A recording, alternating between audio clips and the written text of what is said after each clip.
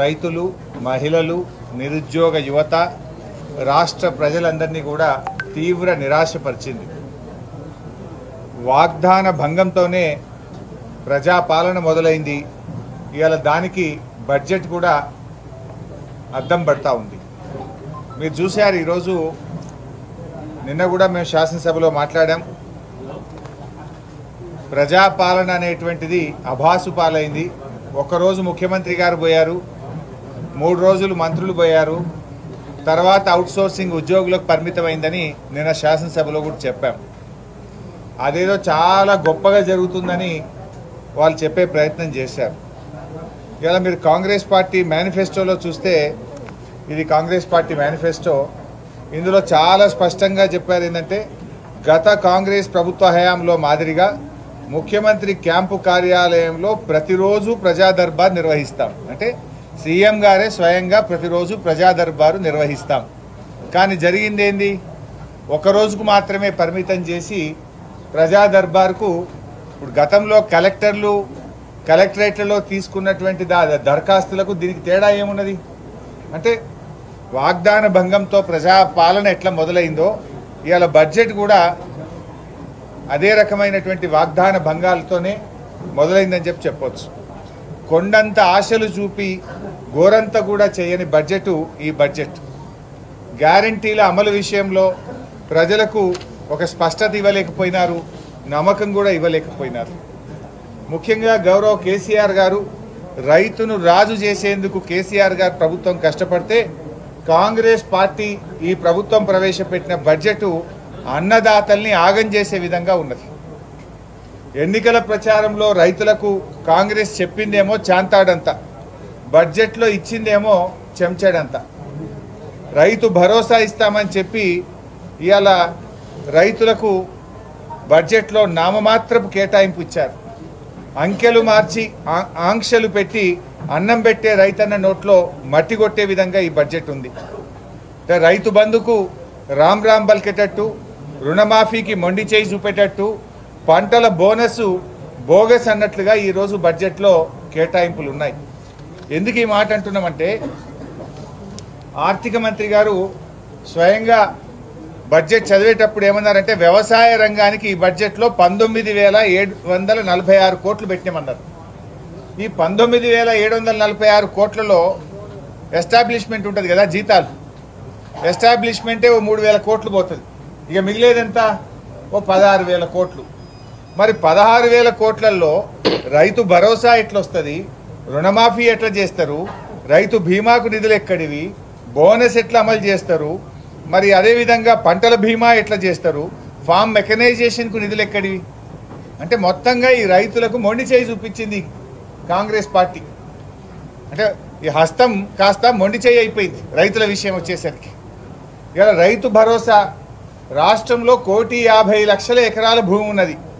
మీరు చెప్పిన ప్రకారంగా ఎకరానికి 15,000 రూపాయలు ఇవ్వాలంటే రైతు భరోసాకే 22,500 కోట్లు కావాలి. రుణమాఫీ ఆ రోజు మీరేం చెప్పారు, డిసెంబర్ 9వ తేదీననే 2 లక్షల రూపాయల రుణమాఫీ చేస్తామని రైతులకు నమ్మించే ప్రయత్నం చేసినారు. డిసెంబర్ 9 బాయ్, జనవరి 9 బాయ్, ఫిబ్రవరి 9 కూడా బాయ్. మరి ఏది రుణమాఫీ? పోనీ బడ్జెట్లోనైనా ఏమైనా పెడతారేమో, రుణమాఫీ గురించి ఇలా ప్రకటన వస్తుందేమో అని ఎంతో ఆశగా ఎదురు చూసిన రైతులకు తీవ్రమైన నిరాశ మిగిల్చింది ఈ బడ్జెట్. ఇలా 2 లక్షల రూపాయల రుణమాఫీకి 40,000 కోట్ల రూపాయలు అవసరం. కానీ బడ్జెట్లో 4 రూపాయలు కూడా రుణమాఫీకి కేటాయించలేదంటే ఇలా రుణమాఫీకి మొండి చేయి చూపింది ఈ కాంగ్రెస్ పార్టీ. రైతు బీమా, మరి గతంలో మేము రాష్ట్రంలో రైతులందరికీ రైతు బీమా చేశాం.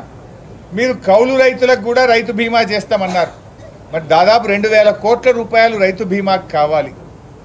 అదేవిధంగా బోనస్ ఒక వడ్లకే కాదు, మీరేం చెప్పినారు మీ మేనిఫెస్టోలో స్పష్టంగా చెప్పినారు, ఇందులో వడ్లకు, మక్కలకు, కందికి, సోయాకు, జొన్నకు, ఈ పంటలన్నిటికీ మీరు కనీస మద్దతు ధరను ప్రకటించారు.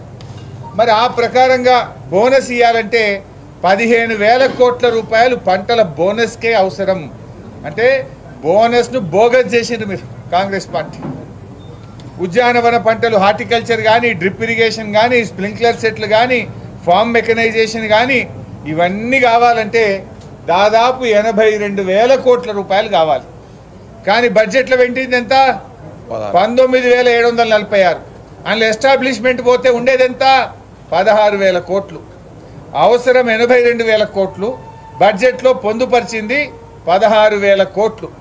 అంటే రైతులను ఇలా కాంగ్రెస్ పార్టీ మోసం చేసింది, దగా చేసింది. కాంగ్రెస్ పార్టీ తప్పకుండా కాంగ్రెస్ పార్టీ రేపు రైతుల ఆగ్రహానికి గురిగాక తప్పదు. ఎందుకంటే మీరు నమ్మబలికినారు, వడ్లు అమ్ముకోకండి, మేము రాగానే బోనస్ ఇస్తాం, అప్పులు పోయి తొందరగా తెచ్చుకోండి, 2 లక్షల రుణమాఫీ డిసెంబర్ 9నే చేస్తాం, రైతులకు 24 గంటల ఉచిత కరెంట్ ఇస్తాం అని ఎన్నో విషయాలు మీరు చెప్పారు. ఈ రాష్ట్రంలో ఇలా బడ్జెట్ బుక్లో కూడా ఇలా బాధ కలిగేది ఏంటంటే వీళ్ళు ఎన్నికల ప్రచారంలో అబద్ధాలు చెప్పారు, నిండు అసెంబ్లీలో కూడా అబద్ధాలు చెప్తున్నారు. ప్రజా పాలన విషయంలో అబద్ధం, 24 గంటల కరెంట్ ఇస్తుందనడం అబద్ధం. రాష్ట్రంలో ఎక్కడైనా రైతులకు 24 గంటల కరెంట్ వస్తుందా? I'm challenging this government. ఏ సబ్స్టేషన్కి పోదామో చెప్పండి, లాగ్ బుక్కులు చూద్దాం. మంత్రి గారు వస్తారా, ఉప ముఖ్యమంత్రి గారు వస్తారా, ముఖ్యమంత్రి గారు వస్తారా, రండి. ఎక్కడ కూడా 14-15 గంటలకు మించి కరెంటు రావడం లేదు.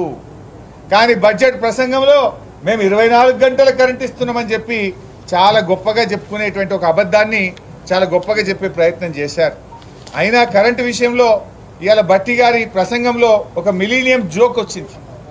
ఏంటంటే గతంలో మా కాంగ్రెస్ పాలనలో మేము ప్రజలకు, రైతులకు ఉచిత కరెంట్ ఇచ్చాం, మా పాలనలో రైతులు చాలా ఆనందంగా ఉన్నారట.